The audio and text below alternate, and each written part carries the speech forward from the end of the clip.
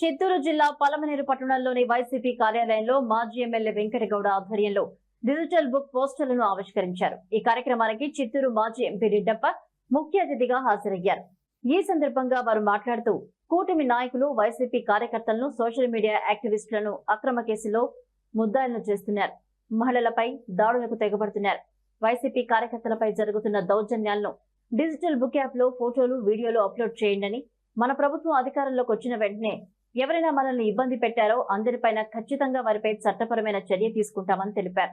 నెలలోపు గ్రామస్థాయి కమిటీలు పూర్తి చేయాలని మాజీ ఎమ్మెల్యే వెంకటగౌడ మండల నాయకులకు దిశానిర్దేశం చేశారు.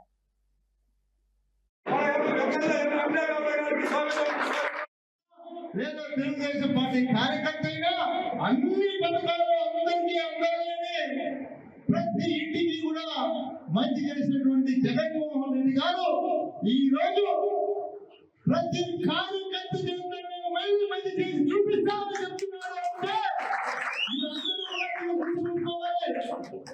ఎందుకంటే ఈ ప్రతి ఒక్క కార్యకర్త ఈ రోజు ఇబ్బంది పడుతున్నాడు అనేది ఆయనకు తెలిసింది.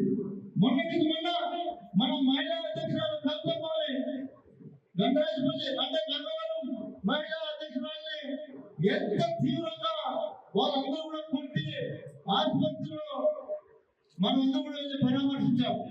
ఇట్లాంటివన్నీ కూడా మీరు చిత్రీకరించి ఆ డిజిటల్ బుక్ లో అప్లోడ్ చేయండి. తప్పు చేసిన వారిని శిక్ష విధించే బాధ్యత జగన్మోహన్ రెడ్డి గారు తీసుకుంటారని తెలియజేస్తున్నా.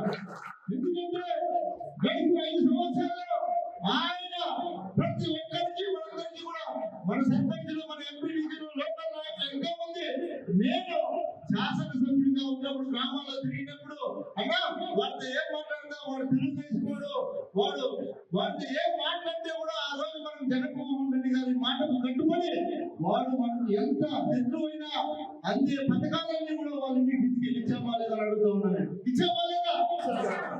ఈ రోజు మనం కాబట్టి కాలం వేసుకుని తిరుగుతున్నాం. అదే ఈ కూటమి నాయకులు ఈ రోజు బొమ్మ చెప్పండి, 18-19 ఏళ్ళ గ్రామాల్లో బొమ్మ చెప్పండి చూద్దాం. మన 5 సంవత్సరాలు సుదీర్ఘంగా జగన్మోహన్ రెడ్డి గారు పాలనలో ప్రతి గడపకు 2 సార్లు వెళ్ళాం. ఈ రోజు 18 ఏళ్ళు పూర్తి